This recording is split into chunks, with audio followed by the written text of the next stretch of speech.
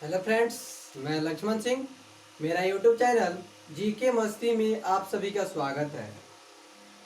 आइए हम आपको बताए थे भाषा भाषा 3 प्रकार के होते हैं, ठीक है। उसके आगे हम बताएंगे भाषा के विभिन्न 3 रूप होते हैं।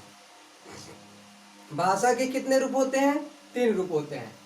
अगर आपको समझ में आए तो लाइक शेयर जरूर करिएगा और मेरे यूट्यूब चैनल जीके मस्ती पे बने रहिएगा, ठीक है।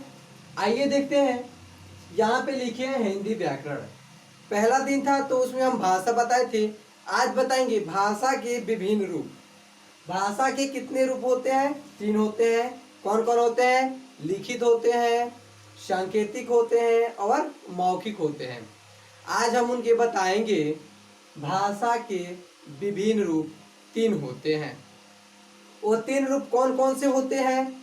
वो है आपका बोलिय भाषा, परिनिष्ठित भाषा, राष्ट्रभाषा, ठीक है। आइए पहले हम आपको बताते हैं बोलिय भाषा। क्या बताएंगे? बोलिय भाषा। यहाँ पे लिखे हैं जिन अस्थाई बोलियों या बोलियों का प्रयोग साधारण अपने समूहों या घरों में बातचीत करते हैं उसे उसे उस बोली को बोलिय भाषा कहते हैं। क्या कहते हैं? जिन अस्थायी बोलियों का प्रयोग साधारण अपने समूहों या घरों में बातचीत करते हैं उस बोली को बोलिय भाषा कहते हैं। जैसे हो गया भोजपुरी, ठीक है, मराठी, तेलुगु, ये सब अपने अपने अलग अलग भाषा हैं, ठीक है ना। उसके आगे है परिनिष्ठित भाषा। कौन सी भाषा है? परिनिष्ठित भाषा। परिनिष्ठित भाषा किसे कहते हैं? वो है यह व्याकरण से नियंत्रित होती है। यह व्याकरण से क्या होती है? नियंत्रित होती है। इसका प्रयोग शिक्षा, शासन और साहित्य में होती है। परिनिष्ठित भाषा है, ठीक है। यह व्याकरण से नियंत्रित होती है। यह किससे नियंत्रित होती है? व्याकरण से नियंत्रित होती है। इसका प्रयोग शिक्षा, शासन और साहित्य में होती है। इसका जो परिनिष्ठित भाषा है, इसका प्रयोग किसमें किसमें होता है? शिक्षा में होता है, शासन में होता है और साहित्य में होता है, ठीक है। होती है बोली को जब व्याकरण से परिकृत किया जाता है उसे परिनिष्ठित भाषा कहते हैं। कौन सी भाषा कहते हैं? परिनिष्ठित भाषा कहते हैं। आइए एक बार और बताते हैं। यह व्याकरण से नियंत्रित होती है। परिनिष्ठित भाषा जो है किससे नियंत्रित होती है? व्याकरण से नियंत्रित होती है। इसका प्रयोग शिक्षा, शासन और साहित्य में होती है। इसका जो प्रयोग होता है वो किसमें किसमें होता है? शिक्षा में होता है, शासन में होता है और साहित्य में होता है। बोली को जब व्याकरण से परिष्कृत किया जाता है, क्या किया जाता है? व्याकरण से परिष्कृत किया जाता है, उसे परिनिष्ठित भाषा कहते हैं।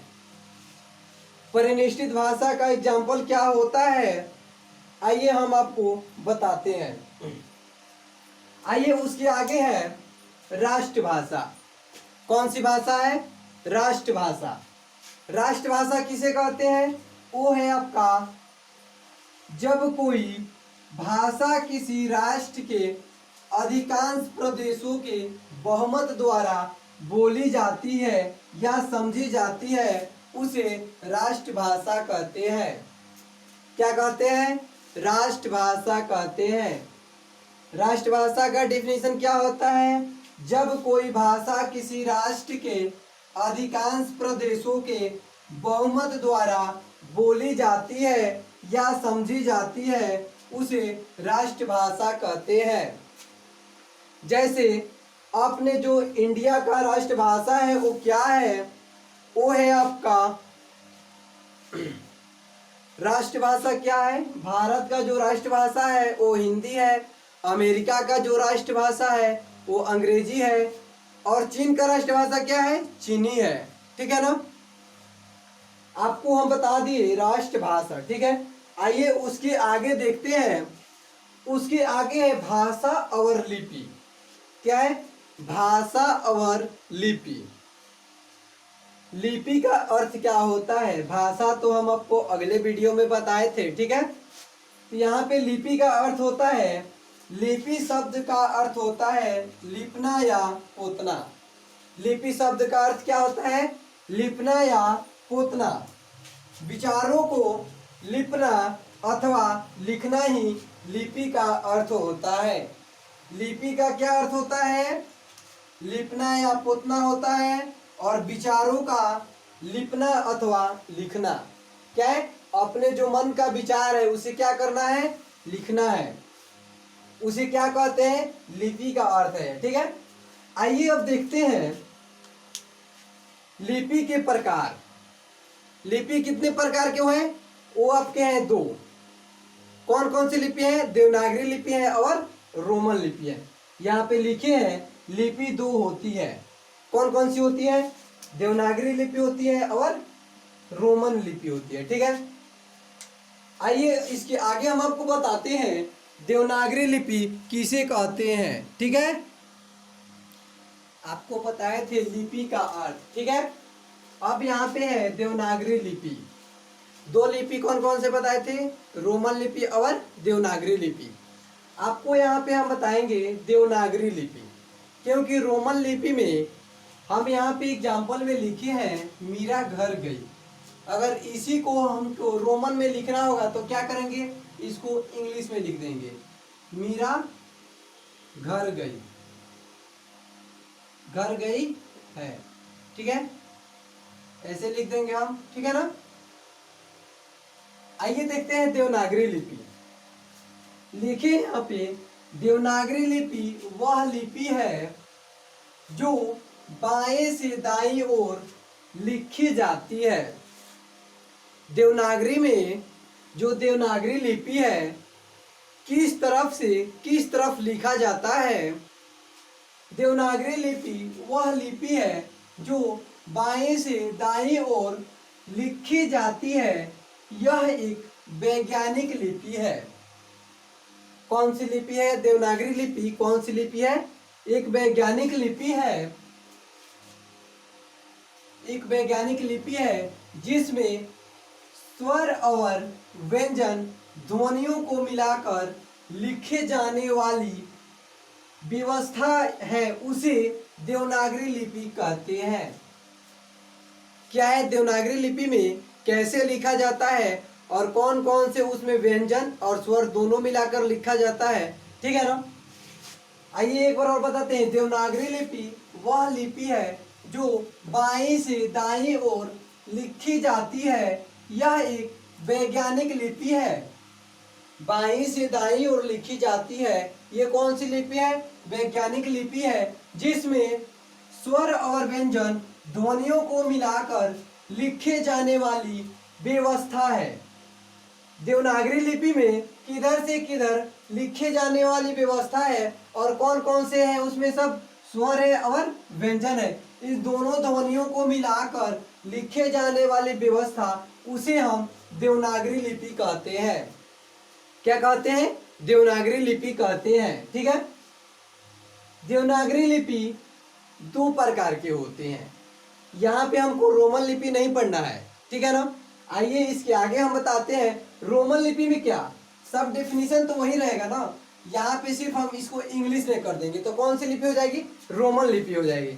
ठीक है ना, आइए देखते हैं। यह दो रूप में विकसित हुआ है। जो देवनागरी लिपि है इन कितने रूपों में विकसित हुआ है? तो दो रूप में। कौन कौन? पश्चिमी और पूर्वी।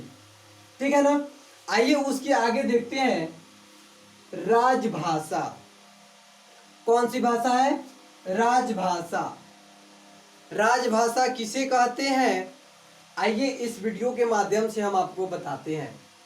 ठीक है, यहाँ पे लिखे हैं राजभाषा।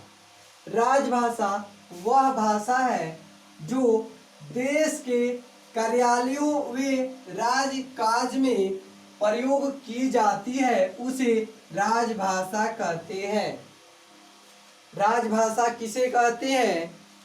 वो है आपका जो देश के कार्यालयों व राजकाज में, कहाँ कहाँ राजभाषा बोली जाती है? कार्यालयों व राजकाज में प्रयोग की जाती है, उस भाषा को क्या कहते हैं? राजभाषा कहते हैं। जैसे भारत का राजभाषा क्या है? आपके भारत का राजभाषा है वो है, भारत की राजभाषा हिंदी है और अंग्रेजी है। अगर कोई पूछे अमेरिका का राजभाषा क्या है, तो अमेरिका का जो राजभाषा है वो है अंग्रेजी। ठीक है। उसके आगे है मानक भाषा। कौन सी भाषा है? मानक भाषा। मानक भाषा किसे कहते हैं? आइए इस पे हम आपको कुछ बताते हैं। मानक भाषा, मानक भाषा विद्वानों या शिक्षाविदों द्वारा भाषा में एक रूपता लाने के लिए भाषा के जिस रूप को मान्यता दी जाती है उसे मानक भाषा कहते हैं। मानक भाषा किसे कहते हैं? तो मानक भाषा विद्वानों व शिक्षाविदों, किन किन के द्वारा? विद्वानों और शिक्षाविदों द्वारा भाषा में एक रूपता, जो एक भाषा लिखी जाए उसमें एक रूपता हो, उस भाषा को लाई जाती है। तो भाषा के जिस रूप को मान्यता दी जाती है उस मानक भाषा कहते हैं। क्या कहते हैं? उसे मानक भाषा कहते हैं। मानक भाषा विद्वानों व शिक्षाविदों द्वारा भाषा में एक रूपता लाने के लिए भाषा के जिस रूप को मान्यता दी जाती है उसे क्या कहते हैं? मानक भाषा कहते हैं। जैसे यहाँ पे लिखे हैं गई, क्या लिखे हैं? गई।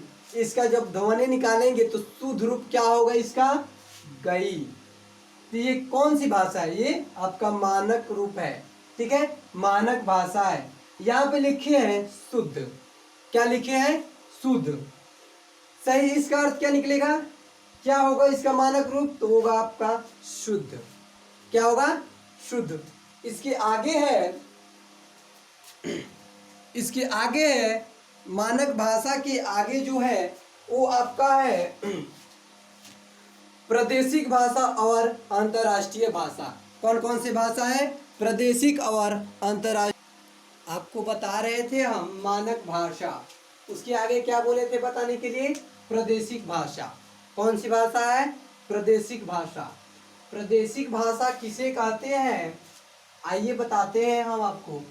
जब कोई भाषा एक प्रदेश में बोली जाती है उसे प्रादेशिक भाषा कहते हैं। कौन सी भाषा कहते हैं? प्रादेशिक भाषा। प्रादेशिक भाषा किसे कहते हैं? जब कोई भाषा एक प्रदेश में बोली जाती है उसे क्या कहते हैं? प्रादेशिक भाषा कहते हैं। ठीक है, आइए देखते हैं अंतर्राष्ट्रीय भाषा। अंतर्राष्ट्रीय भाषा किसे कहते हैं? जब कोई भाषा विश्व के दो या दो से अधिक राष्ट्रों द्वारा बोली जाती हो उसे अंतर्राष्ट्रीय भाषा कहते हैं। अंतर्राष्ट्रीय भाषा किसे कहते हैं? जब कोई भाषा दो या दो से अधिक राष्ट्रों द्वारा बोली जाती हो। क्या कहा जाता है? एक देश ये भी भाषा बोले और वहां पे भी वो बोले, तो उस भाषा को एक दो देश बोले और तीसरा भी वही देश बोलता है वो भाषा को, तो उस भाषा को हम लोग क्या बोलेंगे? उस भाषा को क्या कहेंगे? उस भाषा को हम लोग कहेंगे अंतर्राष्ट्रीय भाषा। क्या कहेंगे? अंतर्राष्ट्रीय भाषा। जब कोई भाषा विश्व के दो या दो से अधिक, यहाँ पे अंतर्राष्ट्रीय भाषा में बोला जा रहा है दो या दो से अधिक राष्ट्रों द्वारा, दो या दो से अधिक जब राष्ट्र में वो भाषा अगर विकसित हुआ है, बोली जाती है, उस भाषा को क्या कहेंगे? अंतर्राष्ट्रीय भाषा। ठीक है, आइए हम आपको यहाँ पे लिखे हैं हिंदी में लिपि चिन्ह। हिंदी में लिपि चिन्ह क्या है और कौन कौन से लिपि चिन्ह होते हैं आइए बताते हैं। यहाँ पे लिखे हैं देवनागरी के वर्णों में 11 स्वर, कितना स्वर होते हैं? 11 स्वर होते हैं और 41 व्यंजन होते हैं। कितना स्वर होता है? 11 स्वर होता है और 41 व्यंजन होते हैं। व्यंजन के साथ स्वर के संयोग होने पर स्वर के जो संयोग होते हैं उसमें होने पर स्वर का जो रूप होता है उसे क्या कहते हैं? मात्रा कहते हैं। क्या कहते हैं? मात्रा कहते हैं। देवनागरी वर्णों में 11 स्वर और 41 व्यंजन होते हैं। व्यंजन के साथ स्वर के संयोग होने पर स्वर का जो रूप होता है उसे हम क्या कहते हैं? मात्रा कहते हैं। ठीक है। उसके आगे है जैसे में देख लीजिए, जैसे आ ई छोटी छोटी बड़ी छोटाऊ बड़ाऊ री ए आई ओ औ। ठीक है। कितना हुआ? 2 2 4 2 6 2 8 2 10 1 11। कितना हुआ? 11। अब इसका चिन्ह क्या होता है? यहाँ पे देखिए उसका चिन्ह भी लिखा हुआ है। जैसे यहाँ पे लिखे हैं क का हर्षण की, दुर्गन की, तारकुल को, बाजुन को, एकमत के, डोले के, करमत को, विस्कन्ना को, करमत को तक लिखे हैं। कहाँ तक लिखे हैं? करमत को, विस्कन्ना को। क्या पढ़ते हैं? देखिए इसका चिन्ह क्या होता है। देखिए जो का चिन्ह है वो एक पाई की तरह होता है। की का ये चिन्ह है, फिर इसका ये ऐसे ही सब करके लिखे हैं। ठीक है ना। आज हम आपको भाषा के पूरे बारे में बता दिए। भाषा को मैंने इस वीडियो के माध्यम से खत्म कर दिया। इसके पहले पार्ट में हम आपको बताए थे कहाँ तक, कौन कौन से भाषा उसमें बताए थे। हम आपको मौखिक बताए थे, लिखित बताए थे और सांकेतिक बताए थे। ठीक है। आइए आज के इस वीडियो में इसको खत्म कर दिए भाषा। अब इसके अगले चैप्टर देखेंगे, कौन सा चैप्टर आएगा उसको बताएंगे हम उस वीडियो के माध्यम से। ठीक है। अगर ये वीडियो आपको पसंद आया तो लाइक शेयर जरूर करिएगा और मेरे YouTube चैनल जीके मस्ती पे बने रहिएगा और मेरे चैनल को सब्सक्राइब जरूर करिएगा। ठीक है। इसी तरह आपको इससे अच्छा और वीडियो मैं देता रहूँगा। ठीक है। तो आज तक का इतना ही। चलिए फिर अगले वीडियो में मिलते हैं। Thank you. आप लोग लाइक यार करते रहिए। ठीक है ना। फिर अगले वीडियो में इससे अच्छा भी मैं आपको और वीडियो दिखाऊंगा, वो हिंदी का ही है और जीके भी बताऊंगा। ठीक है ना। चलिए आज तक का इतना ही। आज इतने पे ही समाप्त करते हैं। Thank you.